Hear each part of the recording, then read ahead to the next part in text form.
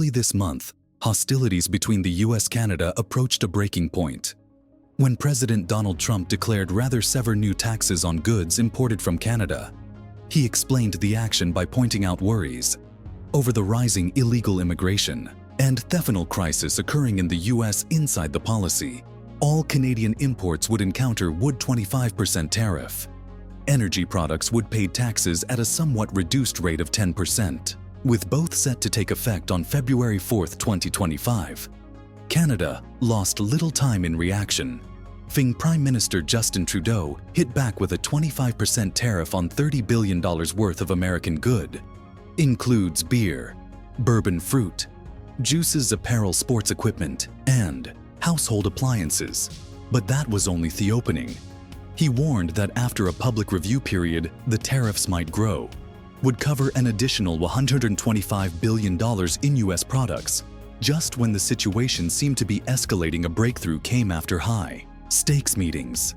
Trump and Trudeau agreed to suspend the tariffs. For 30 days in return, Canada committed to boost its border security by assigning a fentanyl czar and working with US officials to construct a joint task force to prevent narcotic smuggling. While this short halt brought some relief, reactions within Canada were mixed. Some recognized it as a necessary compromise, while others feared that it wouldn't prevent economic damage in the long run. Even given the delay, fears persisted. High economists warned that if the tariffs ultimately went into effect, they could contribute to increased pricing for consumers, interruptions in supply chains, and impact on the historically strong trade relationship between the two countries. This increased uncertainty prompted Canada to start exploring for new trade prospects, notably in Asia. Alberta, home to much of the country's oil and natural gas industry, began establishing a strategy to diversify its exports beyond the US to avoid over-reliance on a single market. Japan, which has increasing energy needs, became a big focus to speed up this transformation. Trudeau urged for an economic summit gathering together business leaders, policy experts, and labor unions to discuss methods to minimize Canada's dependence on US trade component. Of the concept included boosting internal commerce and reconsidering prior abandoned energy projects to make it easier for Canada to export oil and gas to foreign buyers at the same time. Public sentiment made a drastic shift. Recent polling found that 90% of Canadians now approve cutting economic reliance on the US, a substantial jump from before the tariff threat appeared. Meanwhile, Canadian corporations began responding to the shifting trade scenery. Suncor Energy, one of the country's largest oil producers, convinced investors that it was better positioned than most to handle potentialist tariffs. Unlike competitors that rely nearly completely on selling oil to the USSR, has the potential to ship much of its manufacturing through the Trans Mountain Pipeline to British Columbia's coast, allowing it to reach global markets rather than being forced to sell exclusively to American buyers. Even with these efforts, Canada's profound economic links to the US won't be easy to unwind. For decades, America has been Canada's major consumer for oil and gas, shaping the country's trade policy and energy strategies. Now, with the threat of tariffs coming, Canada is being required to reconsider its entire economic future. Before we begin, I would like to ask you a question. Do you think the US is being too rough on Canada? Let us know what you think in the comment section below. Let us continue. For years, Canada has leaned largely on the United States to buy its oil and natural gas, with nearly half of its crude exports flowing south of the border. Alberta, the country's energy powerhouse, has been at the center of this trade, supplying most of the gasoline. In 2022 alone, Canada shipped $22.4 billion worth of natural gas to the US, reinforcing exactly how profoundly related the two countries are when it comes to energy. However, this hefty reliance comes with concerns. Recently, the US has hinted at increased tariffs on Canadian energy products, triggering a wave of concern. Through Canada's oil sector, the potential of greater taxes on oil and gas exports has put pressure on Canadian leaders should reconsider their trade strategy. and hunt for new buyers outside of North America. With tensions rising in Canada, has been eyeing Asia specifically. Japan is a viable alternative market. The Asia-Pacific region's demand for energy is soaring, and Japan as one of the world's top importers of liquefied natural gas. LNG is in constant need of fresh suppliers. In 2023, Japan imported about 66 million tons of LNG, second only to China. While the country has been transitioning toward nuclear and renewable energy, its electricity needs are estimated to rise with the proliferation of data centers and other energy-hungry industries if cleaner alternatives like hydrogen and ammonia don't scale up fast enough. Japan's LNG demand will likely keep increasing, creating an opportunity for Canada to step in. Unlike other major LNG exporters, Canada has a distinct advantage. Its west coast is much closer to Japan than the US Gulf Coast. A shipment from Vancouver to Tokyo takes roughly 11 days, whereas gas originating from the US often has to pass across the Panama Canal, adding time, expenses, and logistical headaches. On top of that, Canada's LNG is renowned for having 40% less carbon intensive than US LNG, making it a more interesting alternative for governments interested on lowering emissions. Realizing this, possible, Alberta's Minister of Environment and Protected Zones, Rebecca Schultz, has been actively building energy relations with Japan. During a recent travel to Tokyo, she met with key industry players, include Japan's largest LNG buyer, touring their Fuchu thermal power station and LNG intake facility. Schultz explored how Alberta may help secure Japan's future energy supply. She also held talks with leaders from the Japan Gas Association, which oversees the country's gas distribution, as well as executives from JOGMEC, Japan Oil Gas and Metals National Corporation, a group responsible for guaranteeing stable energy imports. These meetings focused on investing prospects in Alberta's developing LNG sector and how both governments might boost their energy collaboration. In the center of this collaboration is LG Canada, a big export terminal being built at Quette, British Columbia, with a price tag of $40 billion. It is the greatest energy investment in Canadian history. The initiative, funded by energy heavyweights like Shell, Petronas, Petrina, Mitsubishi, and Kogus, will process and export natural gas from British Columbia's money formation. Once operating in mid-2025, it will produce 14 million tons of LNG every year, with intentions to double that output. In a second phase, Japanese corporations are already intimately involved. Mitsubishi maintains a 15% stake in LG Canada, illustrating exactly how crucial this partnership is for Japan's energy security. As Canada steps up infrastructural development, British Columbia is set to become a key hub, and for LG exports, delivering not just Japan, but also other energy-hungry markets in Asia and beyond. The location for this big undertaking wasn't chosen by coincidence. Kitimat, British Columbia, offers everything needed for smooth LG exports: an industrial-friendly zone, a deep water port that stays ice-free all year, and existing infrastructure that makes it easier to ship gas to markets in Asia. Building is moving fast, with more than 95% of the first phase already completed. If all goes according to schedule, the first shipment of Canadian LNG will set sail by mid-2025, signifying a huge step toward Canada become a big factor in global energy exports. While this high-size project garner attention, it's not the only one making waves. A smaller but equally key facility is coming to life in Squamish, British Columbia, built on the site of an old pulp mill. This wood fiber LNG project is taking a different approach. It's centered on sustainability. Unlike typical LNG plants, this facility will run on electric power, dramatically cutting down emissions. It's also a collaboration effort, with the Squamish Nation guaranteeing that cultural and environmental concerns are addressed from the ground up by working directly with Indigenous partners. The project has gained strong community support, making it a model for responsible energy development. Meanwhile, another revolutionary initiative is sprouting in Kitimat. Yet this one is special. Cedar LNG, a project led by the Haisha Nation, is creating a new pattern as an indigenously energy venture in collaboration with private sector investors. The goal is to develop a facility that can export 3 million tons of LNG yearly, while generating long-term economic benefits for the nearby community.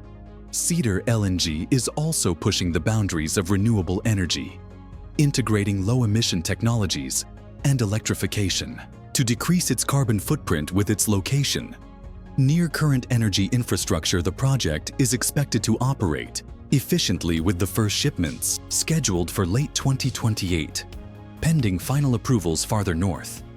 Another ambitious LNG venture is taking shape. KZ Lum's LNG, developed in partnership when the Nissan Nation, is set to be one among the largest LNG projects in Canada, located near Gulls, British Columbia. This facility will distinguish out for its floating L technology, allowing for the processing and export of natural gas in a more flexible and efficient approach, with an estimated 12 million tons of LNG output per year.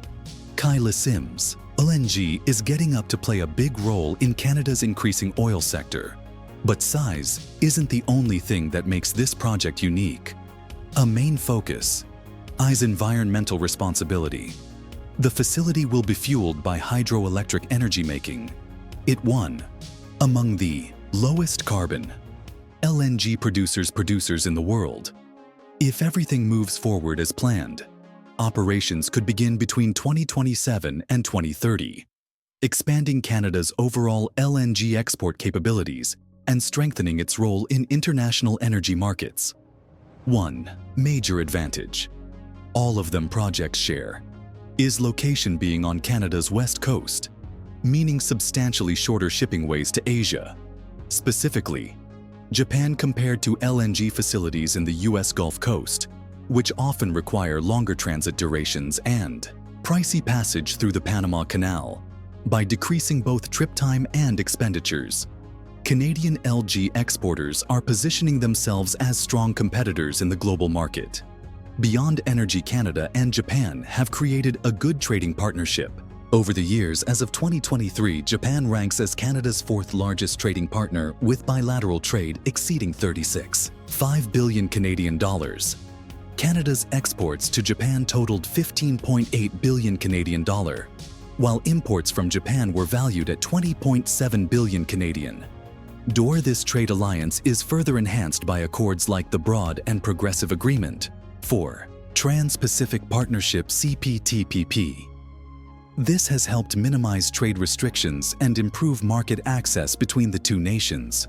With Canada's LNG industry increasing momentum, Japan's rising energy needs, and strong trade arrangements in place, both countries are well positioned to deepen their economic connections in the years ahead. Trade between Canada and Japan is a carefully balanced interaction where each country plays to its strengths. When Canada sends over massive quantities of natural resources and agriculture goods, Japan returns the favor with high-tech machinery, vehicles, and electronics. This two-way flow keeps both economies intertwined and allows them to promote each other's industries. For Japan, energy security is a growing priority, and Canada is increasingly emerging as a trustworthy provider of liquid-fired natural gas, LNG, coal, and propane. These fuels power everything from Japanese residences to large industrial facilities. Canadian metallurgical coal, a crucial component in steel manufacturing, is also in great demand, guaranteeing that Japan's construction and manufacturing industries have the materials they need. Beyond energy, agriculture plays a major role in this trading relationship. Canada is the world's largest producer of canola, and Japan is one of its greatest buyers, using it for cooking oils and food processing. Wheat, soybeans, pork, and beef from Canada also help sustain Japan's food supply with rigorous quality control techniques, assuring these products match Japan's rigorous requirements. But it's not just food and fuel. Canada's mineral wealth, copper, nickel, and iron ore, feeds directly into Japan's high-tech industries, supporting everything from electronics to car manufacturing, pharmaceuticals, and forest products. Also, make their trip across the Pacific, adding greater diversity to Canada. Canada's exports. While Canada supplies the raw materials, Japan delivers the completed products. Vehicles, trucks, and automotive components are among Japan's greatest exports to Canada, with firms like Toyota, Honda, and Nissan not just shipping cars, but also producing them within Canada's borders. Beyond cars, industrial machinery, advanced medical gadgets, and scientific instruments make up a substantial amount of Japan's exports, providing Canada's hospital, factories, and research labs with cutting-edge technology. This economic relationship has been building for more than a century. In the early 1900s, both countries saw the potential for trade and began exchanging products like timber, fish, and fabricated products. During this time, Japanese immigrants also begun arriving in Canada, contributing to the country's cultural diversity but facing significant issues, including prejudice.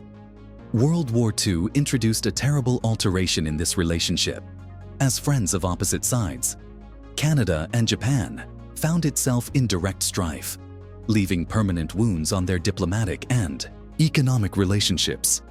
One of the darkest chapters was the internment of Japanese Canadians, which witnessed thousands violently removed from their homes, detained, and stripped of their property.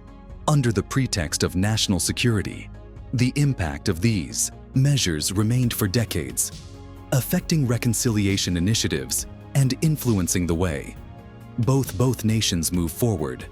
After the war, Canada and Japan took steps to mend their friendship, moving past a terrible chapter in history to develop a new path. Based on cooperation and mutual respect in Canada, the government formally admitted the mistreatment list, Japanese Canadians issuing official apologies and launching compensation programs started in the late 1980s.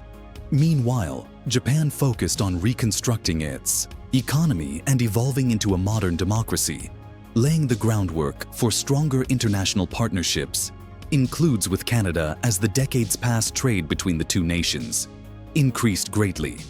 Japan's quick industrial and technological expansion after World War II developed new potential for Canada, notably in supplying natural resources over time. Canada became a major exporter of energy, minerals, and agricultural goods to Japan, whereas Japan in turn became a crucial provider of autos, machinery, and advanced technology. According to Global Affairs Canada, by 2021, the total value of commodities transferred between the two nations reached 19.1 billion Canadian dollars, with Canada sending about 8.1 billion Canadian dollars worth of goods and importing roughly 11 billion Canadian dollar from Japan. Beyond trade, direct investment between the two nations has also seen sustained growth. In 2021, Japanese enterprises invested roughly $4 billion Canadian dollars in various industries across Canada, particularly in the automotive, technology, and energy sectors. At the same time, Canadian investment in Japan achieved 0.8 billion Canadian money, showing an increasing interest in the Japanese market. Cultural and educational ties have strengthened. Alongside economic links today, more than 50,000 Canadians of Japanese descent contribute to the country's multicultural landscape, and cultural interactions between the two nations continue to thrive, whether via academic collaborations, artistic partnerships, or tourism. These exchanges can deepen mutual understanding. In 2019 alone, about 300,000 Canadians traveled to Japan, intrigued by its rich history, lively festivals, and increasing business prospects. In recent years, the cooperation has only growing stronger. Trade between the two countries has been rising consistently by 3 to 5% each year, with overall trade volumes reaching roughly 20 billion Canadian dollars. In 2022, Japanese corporations continue to play a vital part in Canada's automotive, energy, and technology industries. While Canada remains a significant provider of natural resources, agriculture products, bringing sustainable energy solutions to Japan, the partnership extends beyond business and into cutting-edge innovations in fields like biotechnology, clean energy, and information technology.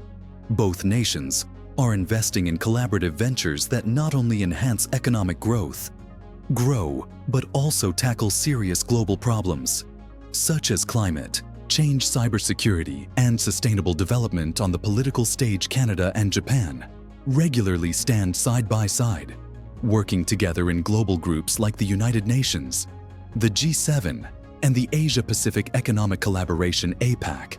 Their shared commitment to democracy, human rights, and economic steadiness has made them reliable partners in addressing international challenges through high-level diplomatic visits and regular discussions. Both governments continue to strengthen connections focused on challenges ranging from supply chain security to regional stability in the Asia-Pacific. If you found this video informative, make sure to hit that like button and don't forget to subscribe.